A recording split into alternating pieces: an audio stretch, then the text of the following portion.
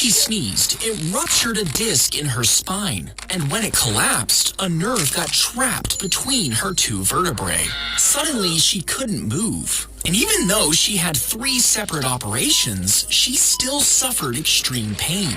For the next 2 years, she was bedridden, needing painkillers so strong she would hallucinate. But finally, doctors inserted a plastic cage around her spine, relieving pressure on the pinched nerve. And within a week, she was walking again and holding in her sneezes.